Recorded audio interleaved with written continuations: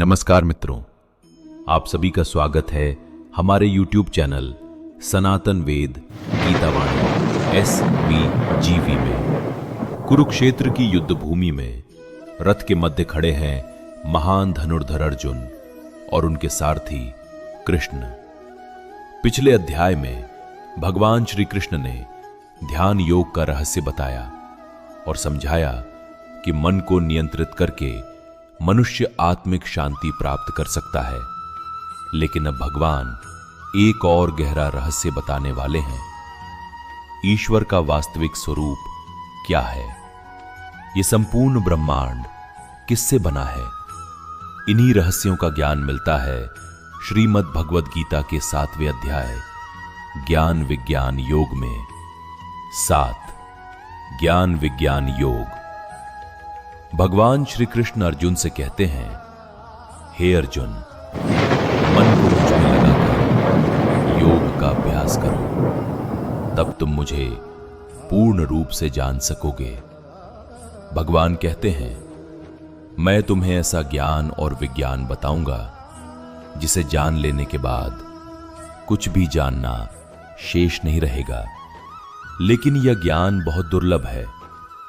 हजारों मनुष्यों में से कोई एक ही व्यक्ति ईश्वर को जानने का प्रयास करता है और उन प्रयास करने वालों में से भी बहुत कम लोग ईश्वर को वास्तव में जान पाते हैं। भगवान श्री कृष्ण अपनी प्रकृति के बारे में बताते हैं।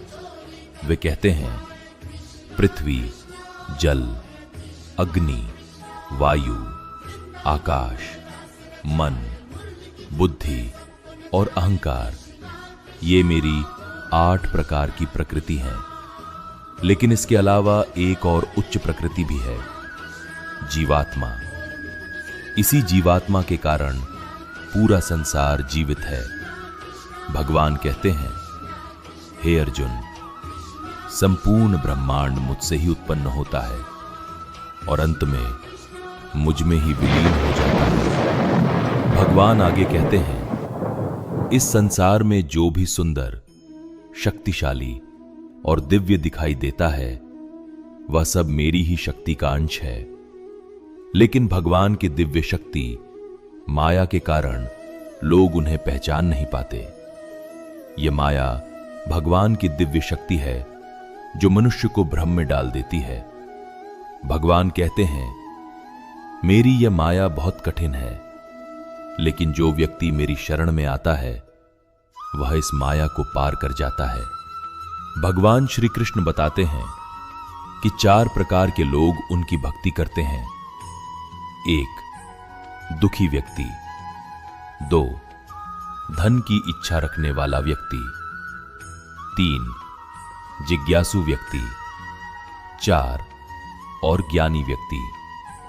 इनमें से ज्ञानी भक्त सबसे श्रेष्ठ होता है क्योंकि वह भगवान को सच्चे ज्ञान और प्रेम से जानता है।